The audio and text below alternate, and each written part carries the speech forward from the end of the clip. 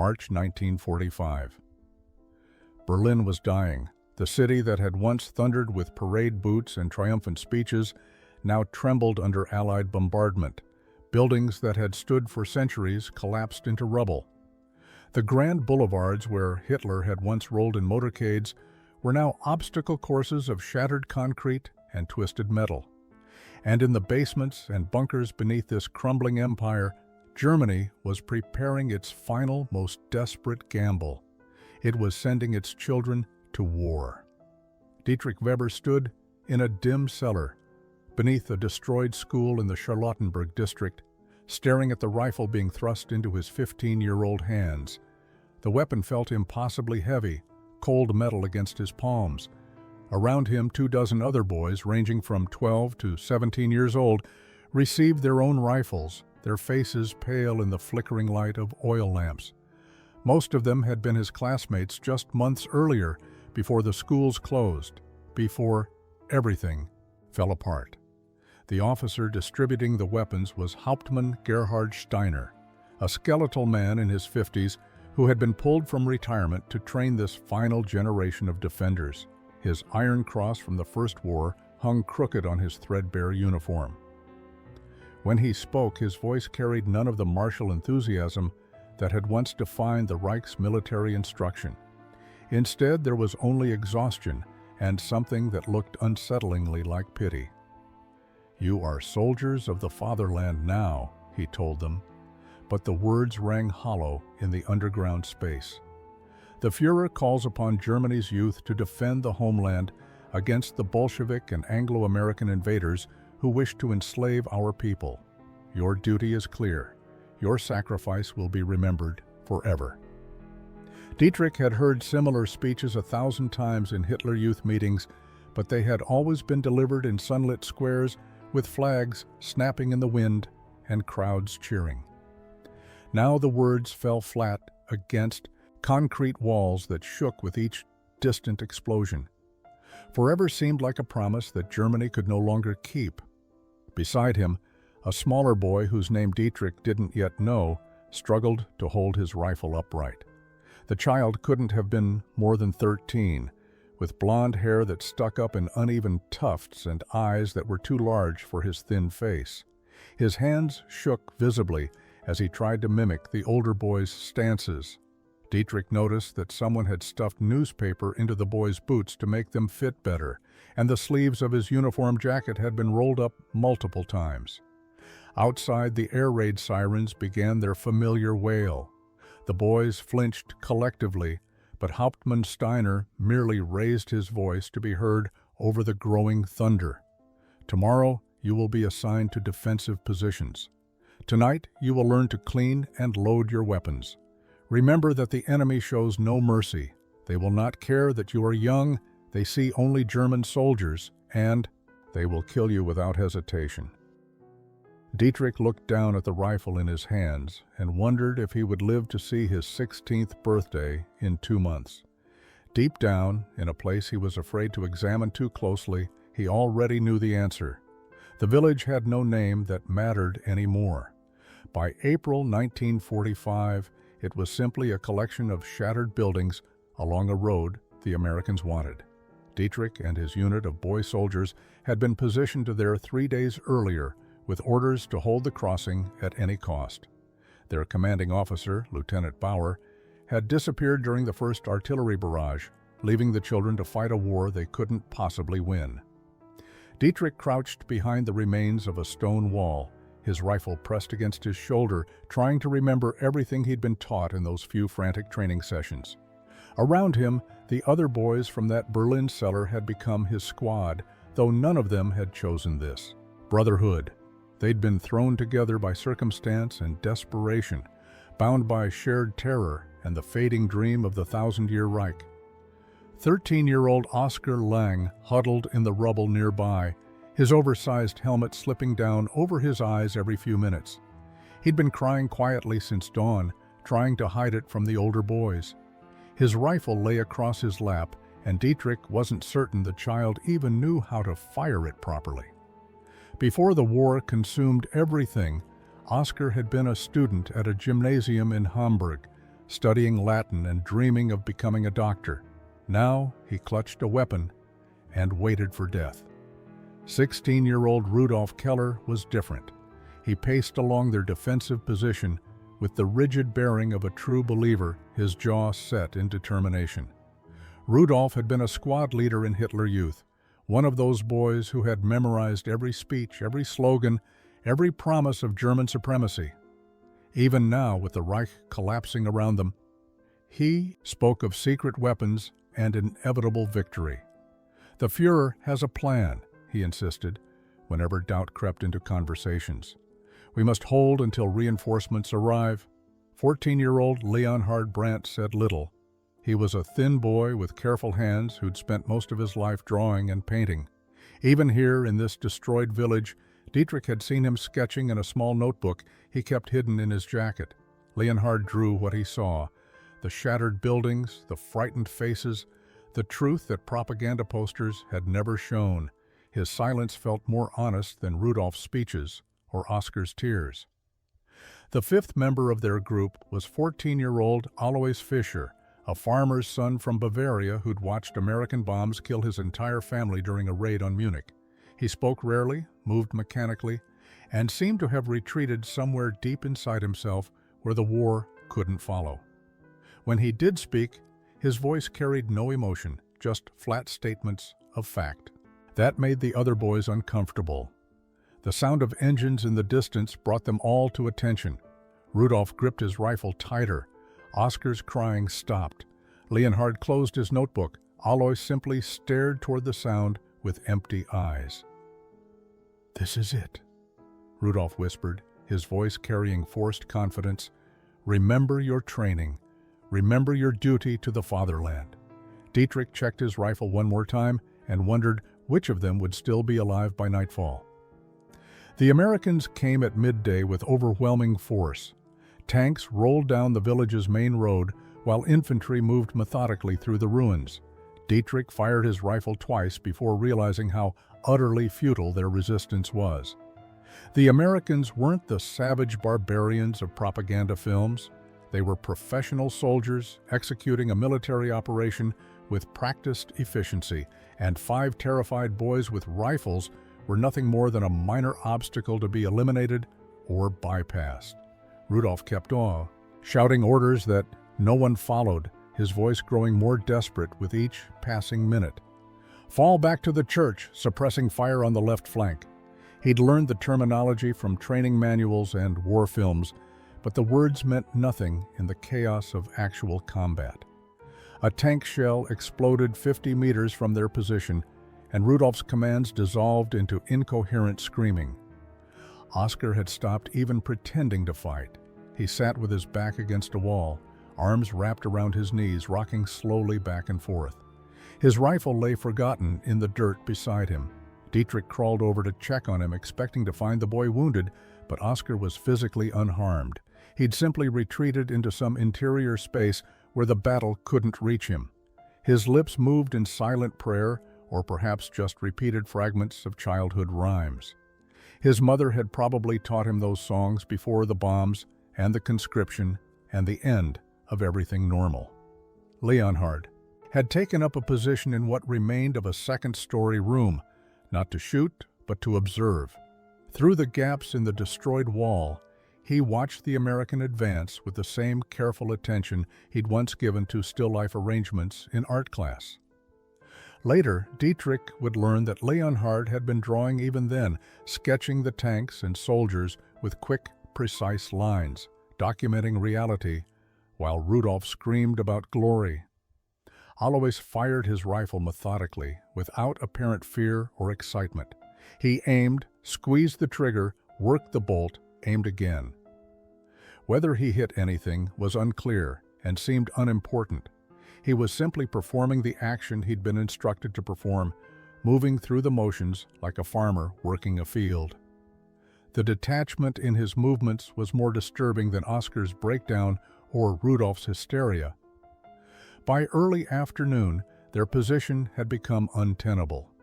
The Americans had surrounded the village center, and sporadic gunfire from desperate boy soldiers wasn't going to change the outcome. An older German sergeant from a regular army unit stumbled into their position, blood streaming from a head wound. He looked at the 5 boys and something like horror crossed his face. "Get out of here," he gasped. "Fall back east, find your families. This war is over."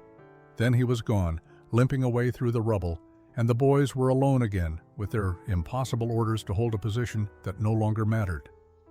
Rudolph refused to retreat. "We hold here. Those are our orders. We hold until relieved." But there would be no relief, no reinforcements, no secret weapons, just 5 children playing soldier while an empire died around them. The end came quickly once it began. American soldiers appeared in their defensive position before Dietrich fully registered they'd been flanked. One moment he was checking his remaining ammunition, the next moment a massive figure in an olive drab uniform was standing 3 meters away with a rifle, pointed directly at his chest. The soldier's face was hidden behind combat gear, but his voice carried a strange accent that Dietrich's limited English couldn't immediately place. "Drop it, kid. Drop the weapon now." Dietrich's rifle clattered to the ground. Around him, the other boys were being similarly disarmed. Oscar didn't resist, simply raised his hands high above his head, tears streaming openly down his dirt-smeared face. Leonhard carefully set his weapon down and stepped away from it with deliberate slowness, as if trying not to startle a dangerous animal. Alois showed no reaction at all, letting the Americans take his rifle without acknowledgement. Rudolph was the problem. The 16-year-old backed against a wall, rifle raised, screaming in German about duty and honor and fighting to the last bullet. His voice cracked with adolescent rage and terror. The American soldiers didn't shoot him. Instead, they surrounded him carefully, speaking in low, calm voices that Dietrich couldn't fully understand, but whose tone was unmistakable. They were trying not to hurt him. One soldier stepped forward, hands raised in a placating gesture. His face was visible now, weathered and sunburned, with kind eyes that seemed deeply out of place on a battlefield. He was perhaps 30 years old, with the build of someone who'd worked farms before he'd worked wars. The name stenciled on his uniform read, Pritchard. Sergeant Elwood Pritchard approached Rudolph the way someone might approach a frightened dog. He spoke in broken German, his accent terrible, but his meaning clear. "Krieg ist vorbei, war is over, du bist kind, you are child, nicht sterben heute, not die today." Rudolph's rifle wavered, his face contorted with confusion and betrayed conviction. Everything he'd been taught said these Americans would torture and murder him.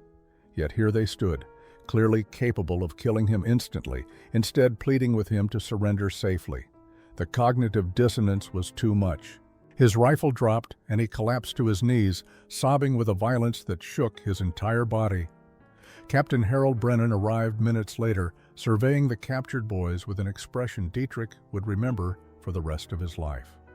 It wasn't triumph or satisfaction. It was profound sadness mixed with anger, though the anger seemed directed elsewhere, at the system that had put rifles in children's hands. The captain was perhaps 40, with graying hair and a face that suggested he'd seen too much of this war already. "Jesus Christ," he muttered in English, then louder to his men. "Get them water. Check for wounds, and somebody find out how old these kids actually are." Dietrich stood among his captured squad, hands zip-tied in front of him, and waited for the execution he'd been promised would come. The propaganda films had been very clear about what happened to German soldiers who surrendered. They walked in single file along a muddy road, flanked by American soldiers who kept their weapons lowered but ready. Dietrich counted 15 guards for 5 boys, which seemed excessive until he considered that these Americans had no way of knowing whether their young prisoners were fanatics who might try something suicidal.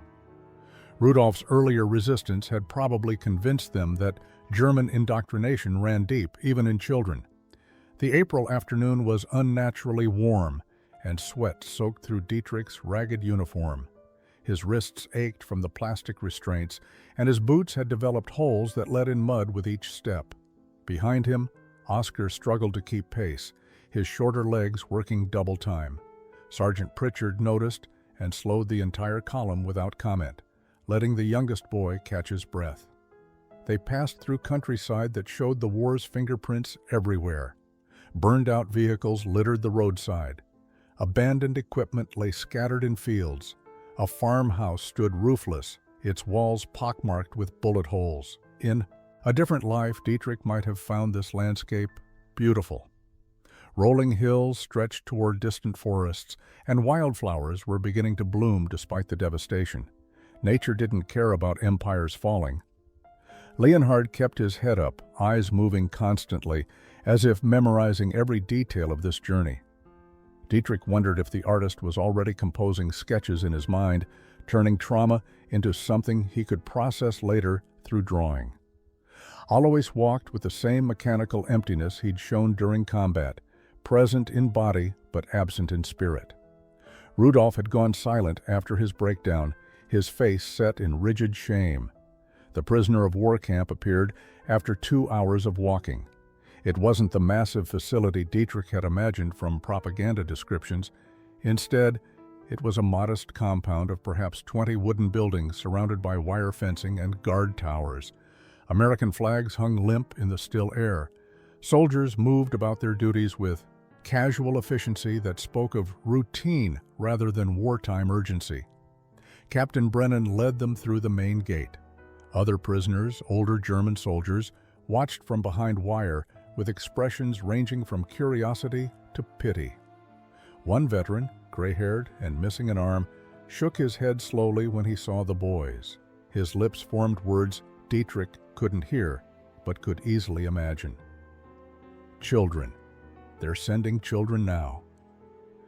The processing area smelled of disinfectant and sweat. American clerks with typewriters recorded information while medical personnel stood ready. Captain Brennan spoke with another officer, their conversation conducted in low tones with frequent glances toward the 5 boys. Dietrich caught fragments of English words he'd learned in school. Children, orders. What the hell were they thinking? They were separated then, each boy taken to a different area for medical examination and delousing. Dietrich wanted to protest to keep his makeshift squad together, but exhaustion and confusion had stolen his voice. The last thing he saw before being led away was Oscar's terrified face looking back at him, silently begging not to be left alone. A soldier guided Dietrich into a small room with a table and 2 chairs. The door closed behind him with a sound like finality. This was where interrogation would begin, where the Americans would extract information before the execution. Dietrich sat down and prepared himself to die with whatever dignity a 15-year-old could manage. Morning came with unexpected gentleness. Dietrich had spent the night in a barracks with the other 4 boys, all of them issued thin blankets and given access to real bunks with mattresses. No one had tortured them. No one had even questioned them beyond basic information. Name, age, hometown, unit. The Americans had seemed more concerned with their medical condition than military intelligence, which made no sense according to everything Dietrich had been taught. Corporal Vernon Tucker, the camp medic, had examined each boy with professional thoroughness. He'd cleaned their wounds, treated their malnutrition, and provided vitamin supplements while shaking his head at their condition. The corporal was perhaps 25, with steady hands and a face that suggested he'd seen too many broken bodies. He worked in silence mostly, but Dietrich heard him mutter under his breath when he discovered the extent of Oscar's frostbite scars. Just kids. They're just goddamn kids. After breakfast, watery oatmeal that was still the best meal Dietrich had eaten in weeks, they were assembled outside. Captain Brennan stood with Sergeant Pritchard and several other soldiers, their faces grave. "This is it," Rudolf whispered. "This is when it happens. They fed us so we'd be easier to manage." The boys were led to an open area behind the barracks. Fresh-cut grass dampened their threadbare boots. The morning sun cast long shadows across the compound. Guard towers loomed above. Them, soldiers visible in silhouette against the brightening sky. Everything about the moment felt ceremonial, final. "Kneel," Captain Brennan ordered through a translator. Dietrich's legs moved automatically, muscle memory from years of Hitler Youth drills and military training. He knelt in the grass with his 4 companions forming a line beside him. Oscar was crying again, silent tears that dripped onto his folded hands. Leonhard's face had gone pale but remained composed, as if he was studying this moment for future reference. Alois showed no emotion whatsoever. Rudolf kept his chin raised in defiant pride, determined to die as a soldier. Dietrich fixed his eyes on the grass in front of him. Individual blades came into sharp focus, each one distinct and perfect. A small beetle crawled between the stems, oblivious to the drama unfolding above it. Dietrich found himself envying that beetle's ignorance, its simple existence unmarred by ideology or war. He thought of his mother in Berlin, if she was still alive. He thought of his father, who'd died at Stalingrad 3 years earlier. He thought of his younger sister Eva, who'd been evacuated to the countryside and whose fate remained unknown. Would they ever learn what happened to him? Would anyone remember that Dietrich Weber had existed? The sound of boots on grass made him flinch. Someone was approaching from behind, multiple someones. This was the execution squad taking position. Dietrich closed his eyes and tried to remember a prayer from childhood, but the words wouldn't come. His mind had gone blank with terror. Then he smelled something completely unexpected. Food. Hot food. Meat and bread and something sweet that made his empty stomach clench with sudden, desperate hunger. His eyes opened in confusion. Private Salvatore Lombardi stood before them carrying a metal tray loaded with thick slices of meatloaf, fresh bread, and what appeared to be actual butter. Steam rose from the food in the cool morning air. The Italian-American cook was perhaps 30 years old, built like someone who'd spent his life in kitchens, with flour still dusting his uniform sleeves. His face showed confusion at the scene before him, 5 boys kneeling in grass as if awaiting execution.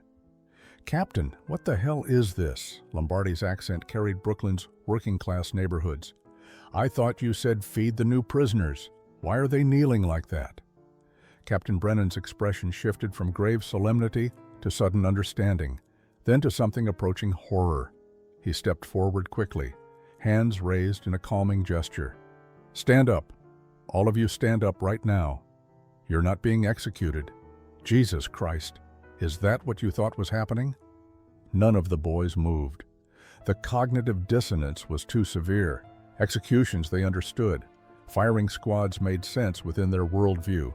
But food? Kindness? These contradictions couldn't be processed. Rudolf actually laughed, a high, desperate sound that bordered on hysteria. "Psychological torture," he announced in German. "They'll feed us and then shoot us. Make us grateful before the end." Sergeant Pritchard knelt down to their level, his weathered face showing genuine distress.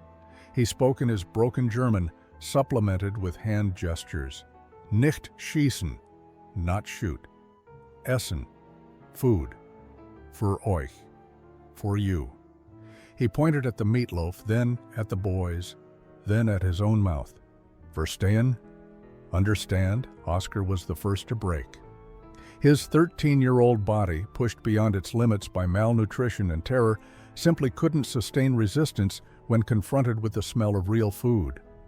He reached toward the tray with trembling hands, then stopped, looking to Dietrich for permission or guidance. Dietrich found himself in an impossible position. As the oldest and the de facto leader, the other boys looked to him for direction. But what was the right choice? Accept the food and potentially walk into some elaborate trap? Refuse and starve while clinging to pride? His training said never trust the enemy. His stomach said he was dying of hunger. Sergeant Pritchard solved the dilemma by taking a piece of meatloaf from the tray and eating it himself. He chewed slowly, swallowed, then smiled. "See, good food, safe food, same food I eat." He cut another piece and held it out to Oscar. "Bitte, please." The youngest boy took it with both hands as if receiving something sacred. He bit into the meatloaf and his eyes widened. The taste of seasoned meat, of fat and salt and herbs, was overwhelming after months of near-starvation rations. He made a sound between a sob and a laugh, then devoured the rest in desperate bites. That broke the remaining resistance. Leonhard accepted food next, then Alois, then even Rudolf. Dietrich was last, taking a slice of meatloaf that was still warm from the kitchen. The first bite hit his tongue, and he understood why Oscar had cried. The meatloaf was simple food, the kind that American families ate on. Weeknight dinners without thinking twice. Ground beef mixed with breadcrumbs and eggs, seasoned with onions and a touch of paprika, baked until the edges caramelized slightly. Nothing fancy, nothing elaborate. But to 5 German boys who'd survived on moldy bread and watery soup for months, it was a revelation. Dietrich chewed slowly, trying to make each bite last. The meat was rich and fatty in a way he'd almost forgotten food could be. The texture was soft enough that his damaged teeth didn't ache with each bite. The seasoning was subtle but present, proof that somewhere in this American camp, someone cared enough to make food taste good rather than just sustain life. This wasn't survival rations, this was someone's care made edible. Oscar ate with both hands, grease running down his chin, no longer caring about dignity or appearances. Between bites, he made small, grateful sounds that were almost animal in their intensity. The bread was soft and white, nothing like the hard, black bread of German military rations. When Sergeant Pritchard offered him butter, actual yellow butter, the boy spread it so thick that it squished out the sides when he bit down. Leonhard ate more carefully, but his hands shook as he brought each piece to his mouth. Dietrich watched tears run silently down the artist's face while he chewed. Later, Leonhard would try to explain that the tears weren't just about hunger satisfied. They were about the shock of kindness, the complete inversion of everything he'd been taught. The Americans were supposed to be monsters. Monsters didn't make meatloaf with such obvious care. Even Alois showed signs of returning to himself. The mechanical emptiness that had characterized his movements since his family's death flickered slightly. He ate with the same methodical efficiency he'd shown loading his rifle, but something in his eyes suggested awareness returning. Food could do that sometimes, pull people back from the edge of a complete disassociation, remind them that physical existence still mattered. Rudolf struggled visibly with the experience. His ideology demanded that he refuse this gift, that he remain defiant and pure in his loyalty to the fallen Reich. But his 15-year-old body had different priorities.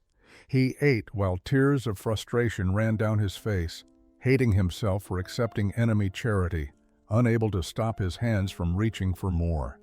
Private Lombardi watched them with an expression that combined satisfaction and deep sadness. He'd cooked for his family's restaurant in Brooklyn before the war, knew how food could communicate care in ways words never could. But watching these starving children devour simple meatloaf seemed to break something in him. He turned away, shoulders shaking, and Dietrich realized the cook was crying. Captain Brennan stood nearby with Sergeant Pritchard, both men silent. Finally, the captain spoke in English that Dietrich only partially understood. How do we send them back after this? How do we tell them they'll be repatriated to a country that has nothing left to give them? Sergeant Pritchard had no answer. Neither did anyone else. When the food was gone, the 5 boys sat in the grass, their stomachs full for the first time in recent memory, their entire worldview shattered by the simple act of being fed by those they'd been taught to hate. The barracks assigned to the 5 boys was sparse but clean. 6 bunks lined each wall, thin mattresses covered with wool blankets that smelled faintly of military-issued detergent. A single bare bulb hung from the ceiling, casting harsh shadows across the wooden floorboards.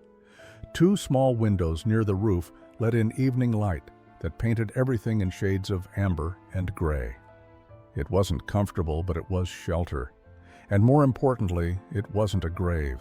Dietrich lay on his assigned bunk, staring at the ceiling boards above him. His stomach was still processing the meatloaf, unused to such richness after months of deprivation. The sensation was uncomfortable but welcome. He could hear the other boys settling into their own bunks, each processing the day's events in their own way. Outside, American soldiers conducted evening routines, their voices carrying through the thin walls in incomprehensible English fragments. Corporal Vernon Tucker had returned after dinner to check on them again. The medic moved through the barracks with practiced efficiency, taking temperatures and examining the boys for signs of illness that malnutrition might have masked. He worked mostly in silence, but his touches were gentle, careful not to cause unnecessary discomfort. When he found infected cuts on Alois's feet, he cleaned them with iodine and proper bandages rather than the dirty rags they'd been using.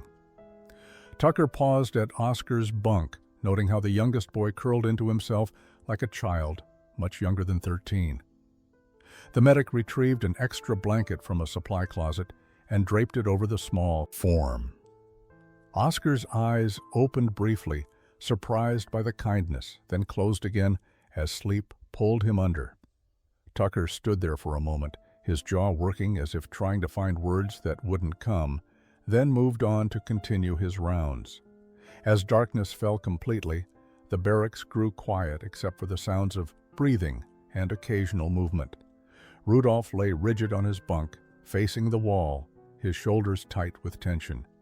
Dietrich knew the older boy was struggling with everything that had happened, trying to reconcile Nazi ideology with American compassion. It was easier to hate an enemy who acted monstrous. Kindness was far more difficult to process. Leonhard had pulled out his small notebook and was sketching by the dim light from the window.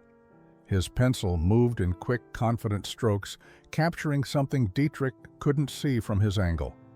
The artist worked with the same focused intensity he'd shown observing the American advance, turning experience into images he could understand and control. Finally, Oscar spoke into the darkness. His voice was small and frightened, barely above a whisper. "Why didn't they kill us?" His question hung in the air like smoke.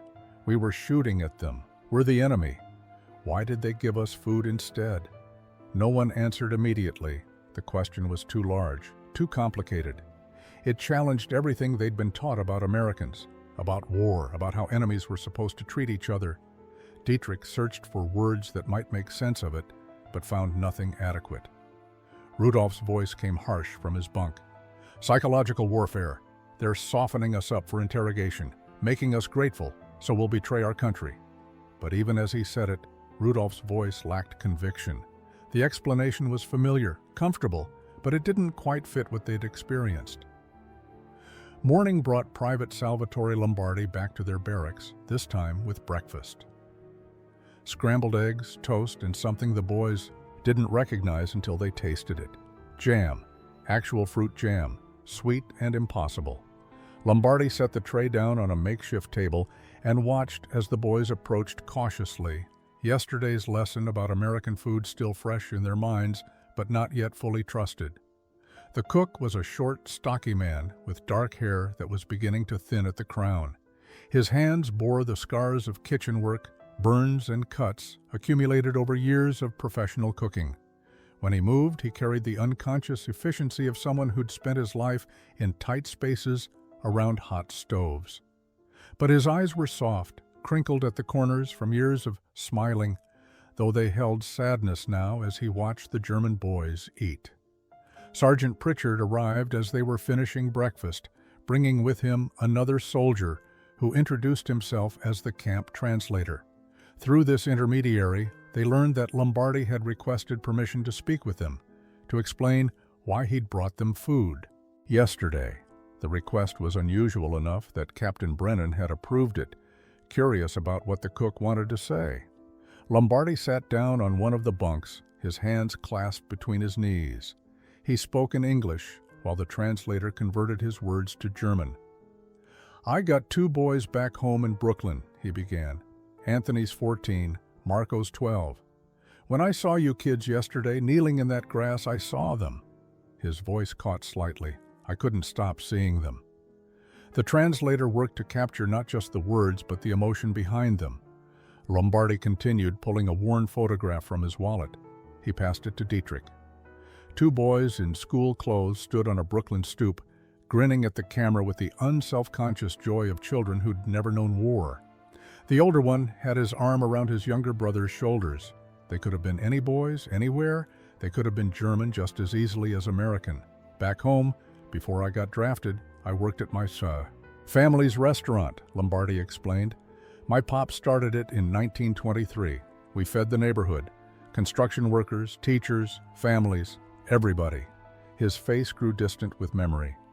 My pop always said that feeding people is sacred work. When someone's hungry and you give them food, you're doing what humans are supposed to do for each other. Politics don't matter. Countries don't matter. Hunger matters. Kindness matters.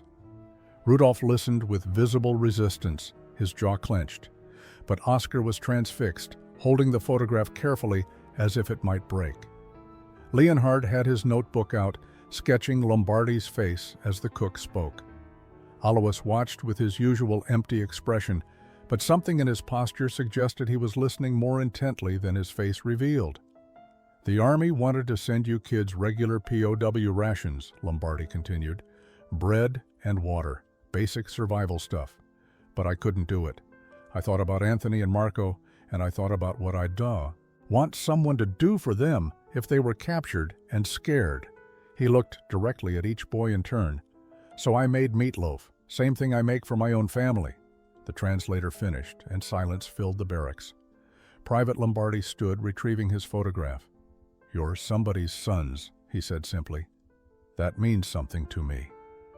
Sergeant Elwood Pritchard began appearing at their barracks each morning after breakfast, carrying a chalkboard and a handful of chalk sticks.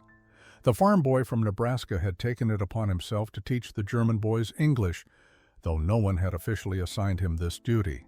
He simply showed up one day and started drawing pictures on the board, pairing them with English words spoken slowly and clearly.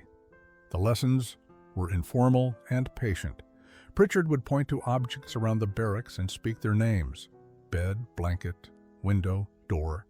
The boys would repeat after him, their accents thick and uncertain. He corrected pronunciation gently, never mocking their mistakes, always encouraging their attempts. When they struggled with a particular sound, he would repeat it dozens of times until their mouths learned the shape of unfamiliar phonemes. Dietrich discovered he had some aptitude for languages. His schooling in Berlin had included basic English before the war, though he'd forgotten most of it. Now, with practice and necessity, the words began returning. He found himself thinking in both German and English simultaneously, his brain building bridges between the two linguistic systems. More importantly, he was beginning to understand that language was more than words. It was a doorway into how people thought, what they valued, how they saw the world. Oscar struggled more than the others. His youth and his limited education made the learning process difficult, but Pritchard showed remarkable patience with the youngest boy, breaking lessons into smaller pieces, using simpler vocabulary, celebrating every small success. When Oscar successfully asked for water in English, Pritchard's face lit up with genuine pride. Good job, kid. That's real good.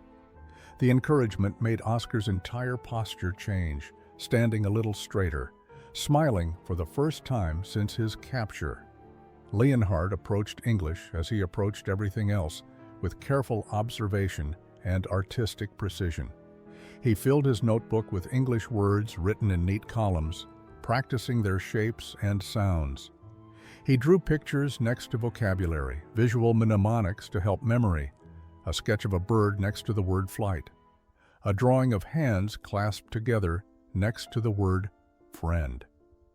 His artistic mind transformed language learning into something visual and concrete. Even Rudolph began participating, though he did so with visible reluctance. Learning the enemy's language felt like betrayal to him, another step away from the Germany he'd believed in, but isolation was worse than compromise. He needed to understand what was being said around him, needed to communicate his own thoughts and needs. So he learned, resentfully at first, then with grudging interest as he discovered that English had its own logic and beauty. Alois remained largely silent during lessons, but Pritchard noticed he was absorbing everything. When the sergeant would quiz them on vocabulary, Alois could produce correct answers even though he rarely volunteered to speak. His mechanical approach to language learning matched his mechanical approach to everything else. Input information, process it, store it for future use. Emotion remained absent from the process. One morning, during their second week, Pritchard brought additional materials, children's books in English, their pages worn from use. "These belong to my nephew back home," he explained. "I thought they might help you practice reading." The books were simple stories about animals and farms and adventures, written for 6-year-olds. But the German boys read them with intense concentration, sounding out unfamiliar words, asking questions about grammar and meaning. Ernst Vogel arrived at their barracks on a gray afternoon in late April, escorted by an American guard who left him alone with the 5 boys. The older German prisoner was perhaps 45, with gray hair and a face lined by years of hard living. He'd been captured near Aachen months earlier, part of a Wehrmacht infantry unit that had surrendered when their position became hopeless. Unlike the boys, he'd been a soldier long before the war turned desperate. He spoke to them in German, his voice carrying the authority of age and experience. "I've been asked to talk with you," he said without preamble, "to help you understand what's happened, what's happening, where Germany stands now." The translator, present but silent, stood near the door to ensure no inappropriate influence occurred. Rudolf immediately bristled with suspicion. "Who asked you? The Americans? Are you a traitor now?" Vogel's expression didn't change. "I'm a realist. The war is over. Germany has surrendered unconditionally. Adolf Hitler is dead by his own hand in a Berlin bunker. The Reich you thought you were serving doesn't exist anymore." His words fell like stones into still water, creating ripples that spread through the room. "You're lying," Rudolf said, but his voice carried no conviction. "It's Allied propaganda. The Führer would never abandon Germany." The older man pulled a German newspaper from his pocket, one printed by American occupation forces.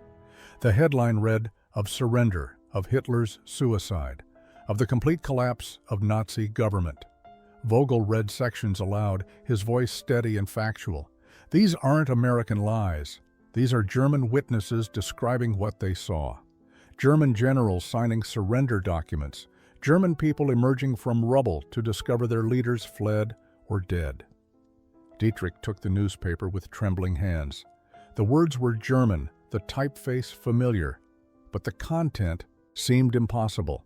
Everything they'd been taught, everything they'd believed, everything they'd been willing to die for was described as finished, defeated, exposed as hollow.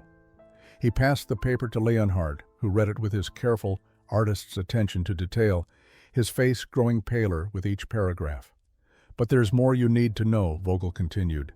The older prisoner's voice grew heavier, weighted with knowledge he clearly didn't want to share. "The Americans and British have been liberating camps, not prisoner-of-war camps like this one, different camps. Places where Germany did things that you probably don't know about, terrible things." "What kind of things?" Dietrich asked, though part of him didn't want to hear the answer. Vogel described what Allied forces had found at Bergen-Belsen, at Dachau, at camps whose names meant nothing to the boys, but would soon mean everything. He spoke of systematic murder, of gas chambers disguised as showers, of bodies stacked like cordwood because there weren't enough furnaces to dispose of them all. He described starvation used as a weapon, medical experiments, the industrial-scale elimination of entire populations. Rudolf stood abruptly, his face flushed with anger. "More propaganda. The Americans are making this up to justify what they did to our cities." "I wish that were true," Vogel said quietly. "I wish I could tell you this was all lies. But I've seen the photographs. I've talked to other prisoners who were there, who participated in these operations. The evidence is overwhelming. Germany did these things. Our country did these things." Lieutenant Dorothy Callahan arrived at their barracks on a warm May morning, carrying a leather folder filled with Red Cross correspondence forms. The liaison officer was perhaps 30 years old, with auburn hair pulled back in a regulation bun and eyes that suggested she'd seen enough suffering to last several lifetimes. She spoke through the translator with professional gentleness, explaining that she could help them search for surviving family members. The process was straightforward but emotionally brutal. Each boy provided names, last known addresses, and any identifying information about parents, siblings, relatives who might have survived. Lieutenant Callahan wrote everything down in meticulous detail, promising to forward the information through Red Cross channels to occupied Germany. She made no guarantees about results or timelines, but her competence offered something resembling hope. Dietrich gave information about his mother in Berlin, his sister Eva, who'd been evacuated somewhere in Bavaria. He didn't mention his father, dead at Stalingrad 3 years earlier. Oscar spoke about parents and 2 younger sisters in Hamburg, his voice breaking when he described the last letter he'd received 8 months ago.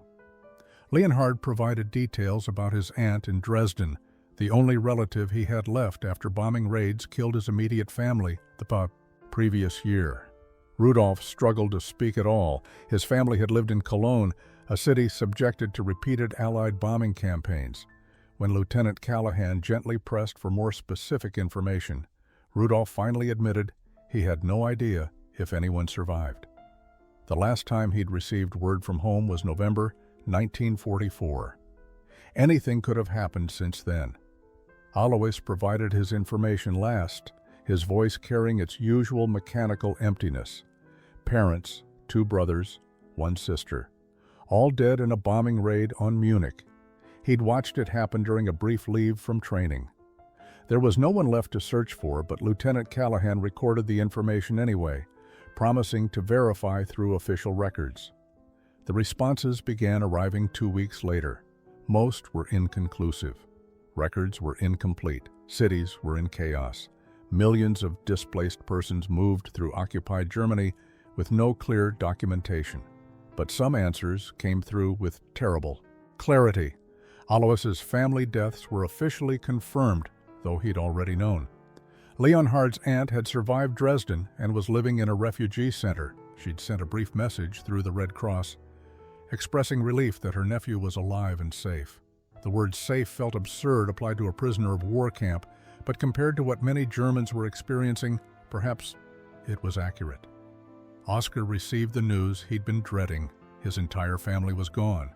The house in Hamburg had taken a direct hit during an RAF raid in March. No survivors had been found. Lieutenant Callahan delivered this information with profound gentleness, but there was no way to soften such devastation. The 13-year-old boy simply nodded, thanked her politely, then walked to his bunk and didn't speak for 3 days.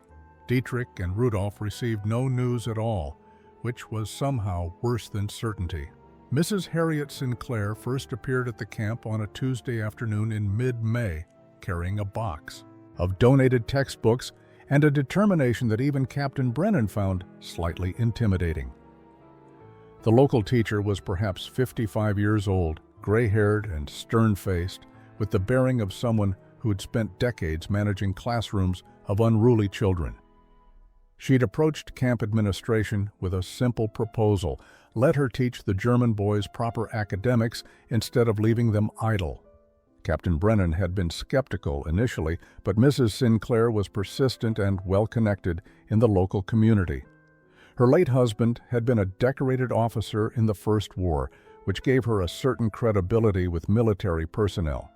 More importantly, she argued convincingly that education might help these boys process their trauma and prepare for whatever futures awaited them.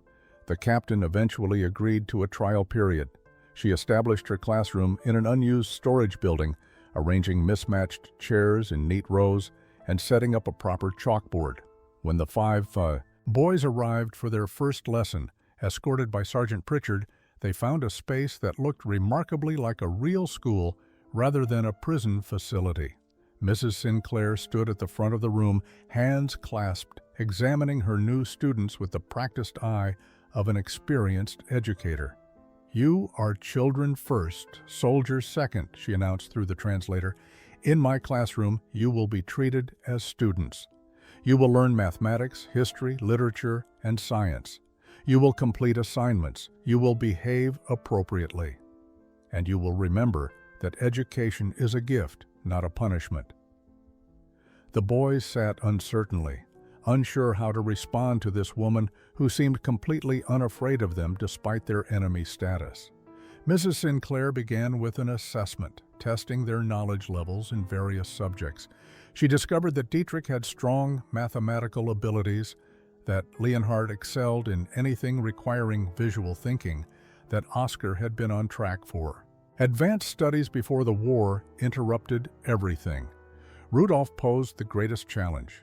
He approached every lesson as if it were a battleground where American ideas might corrupt his German identity. When Mrs. Sinclair taught American history, he argued. When she assigned English literature, he claimed it was propaganda. His resistance was exhausting, but also she recognized a sign that he was engaging rather than withdrawing completely.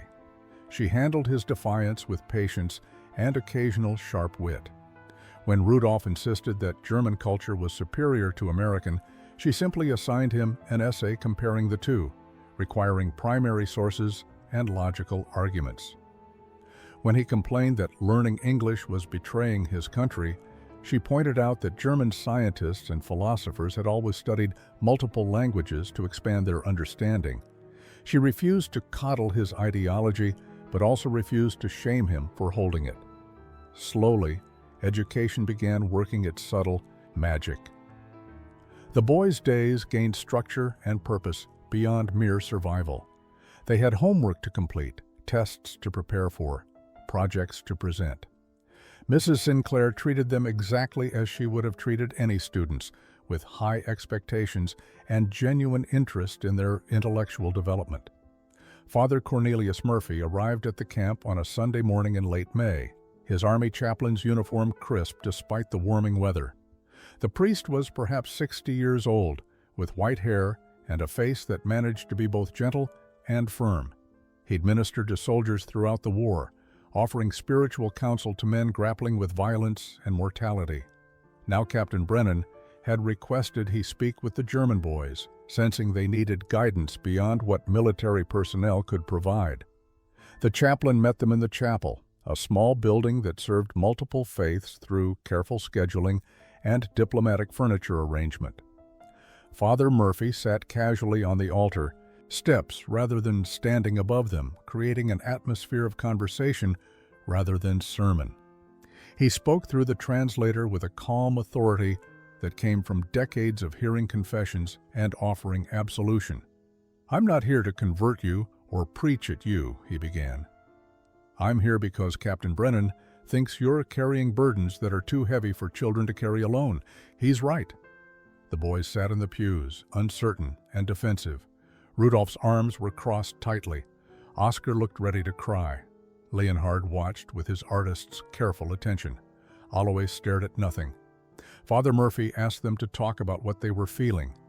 The invitation hung in the air for a long moment before Dietrich spoke. "We were told we were heroes, that serving Germany was the highest honor. Now we're told we served evil. How do we live with that?" The priest nodded slowly. "That's the right question. Not the easy question, but the right one."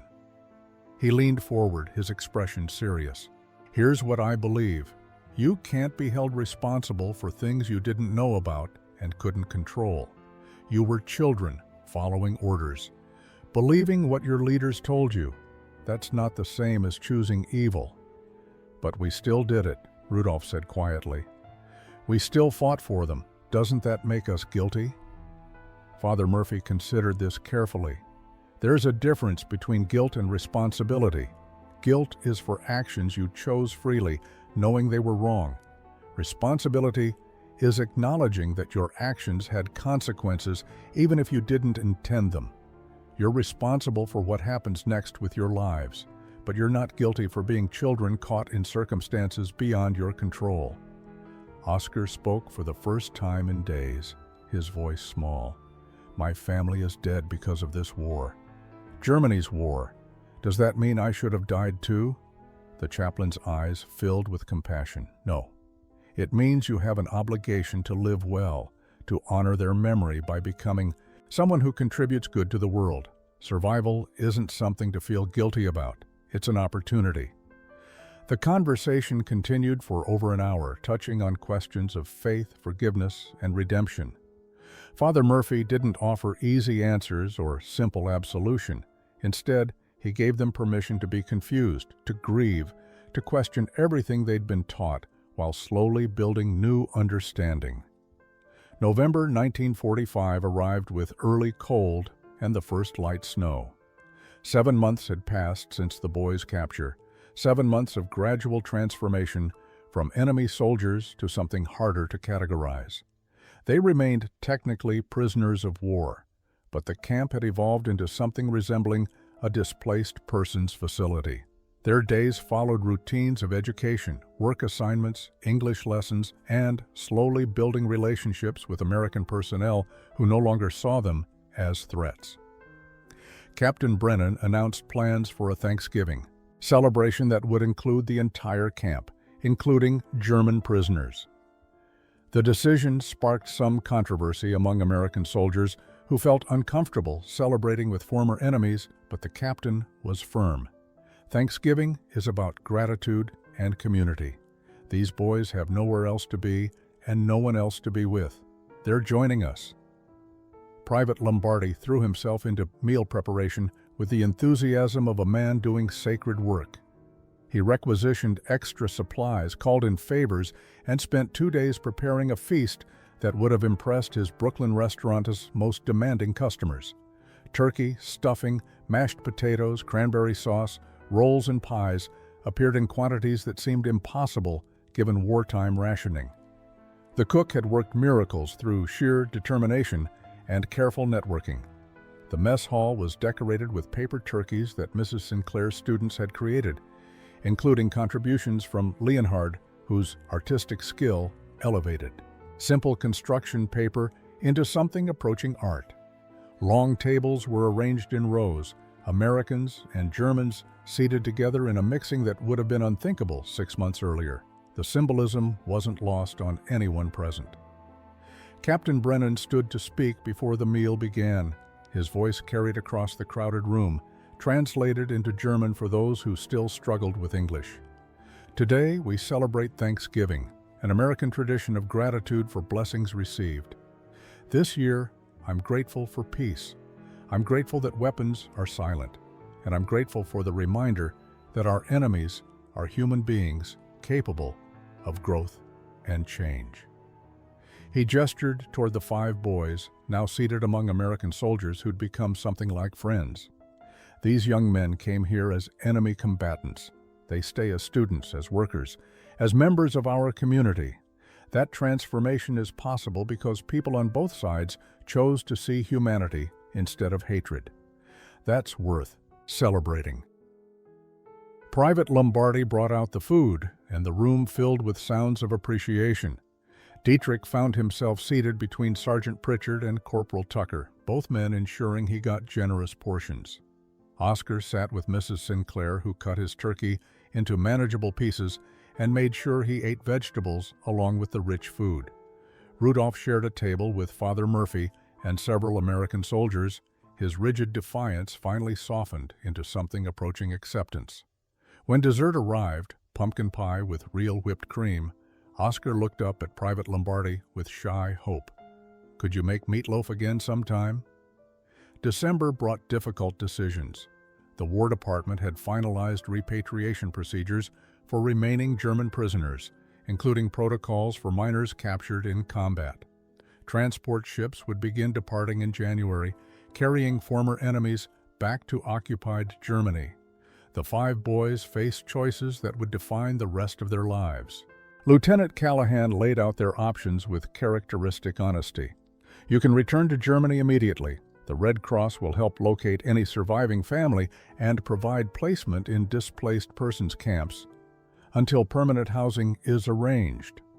Or, she paused, considering her words carefully, you can apply for special status as war orphans and potentially remain in the United States under sponsorship programs.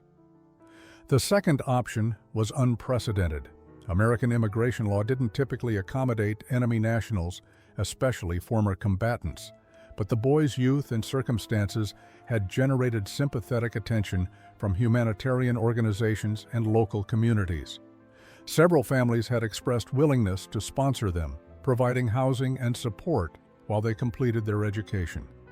Oscar's decision came quickly. He had no family left in Germany, no home to return to, nothing but memories of loss.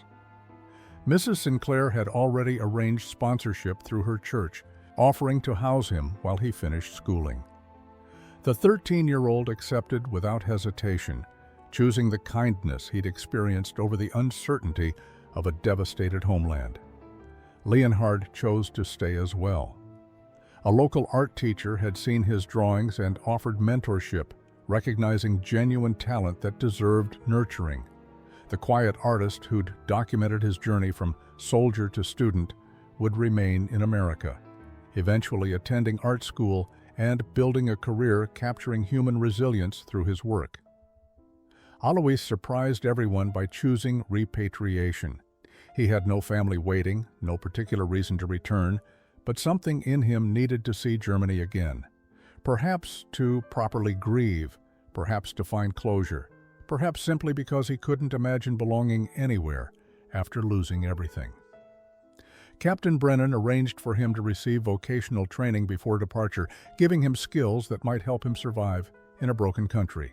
Rudolph wrestled with the decision for weeks. His ideology said he should return, should help rebuild the Germany he'd believed in. But that Germany was gone, exposed as something monstrous. The America he'd been taught to hate had shown him more mercy than his own leaders ever had. Finally, he chose to stay, not out of love for America, but out of recognition that he needed time to understand who he was beyond Nazi indoctrination. Dietrich was the last to decide. His mother and sister remained unaccounted for, potentially alive somewhere in the chaos of occupied Germany. How could he abandon them? But Lieutenant Callahan had continued searching and finally brought news.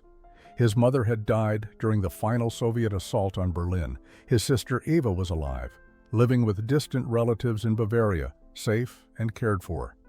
Knowing Eva was safe freed him to choose his own path. He chose America. November 1965. Boston's Park Plaza Hotel ballroom filled with veterans and their families for the annual Thanksgiving reunion of the 347th Infantry Division. Gray-haired men in suits exchanged stories and handshakes, their wartime experiences now softened by 2 decades of distance. Among them stood Dietrich Weber, now 35 years old, an American citizen and high school history teacher, his slight German accent the only remaining evidence of his origin. Captain Harold Brennan, now retired and working as a school administrator, had organized this particular reunion with specific purpose. He'd invited special guests, wanting to demonstrate the long-term impact of choices made during those chaotic months after the war. Sergeant Elwood Pritchard had traveled from his Nebraska farm. Private Salvatore Lombardi had closed his Brooklyn restaurant for the day to attend. Corporal Vernon Tucker, now a physician, had flown in from Chicago. Dietrich stood before the assembled veterans with carefully prepared remarks. His English was flawless now, though he'd deliberately retained a hint of accent as reminder of his journey. He held photographs from 1945, images of 5 terrified boys kneeling in grass, expecting execution, receiving meatloaf instead. 20 years ago, I was your enemy, he began. I wore a German uniform. I carried a German rifle. I believed German propaganda that told me Americans were monsters who would torture and kill me. Then I met you. He gestured toward the veterans present. You had every reason to treat us as we expected. Instead, you showed us something I didn't have words for at the time. Mercy. He spoke about the journey from that first meal to this moment. How Oscar had become a pediatrician, dedicating his life to healing children. How Leonhard's artwork now hung in galleries, documenting stories of redemption and transformation. how Rudolf had become a Lutheran minister, spending his life teaching about the dangers of totalitarianism and the power of grace. Private Lombardi, now 60, stood when Dietrich invited him forward. The cook who'd made that crucial meatloaf embraced the man who'd been a 15-year-old enemy soldier. "I just fed some hungry kids," Lombardi said gruffly, uncomfortable with attention. His eyes were wet. Any decent person would have done the same. "But that's not true," Dietrich replied gently. "Many wouldn't have. You chose to see children instead of enemies. That choice changed 5 lives. It changed my life." He turned to address the full room. "You taught me that America's strength isn't military power. It's the revolutionary idea that enemies can become friends, that redemption is possible, that simple acts of kindness can transform the world." The room erupted in applause. Sergeant Pritchard wiped his eyes. Captain Brennan smiled with quiet satisfaction. That evening, over another Thanksgiving meal, Dietrich sat with the men who'd saved him and told them about his work teaching history to American students. He specialized in teaching about World War II, ensuring new generations understood both the horrors of hatred and the possibilities of reconciliation. The meatloaf story had become legend, a simple meal that proved mercy stronger than vengeance.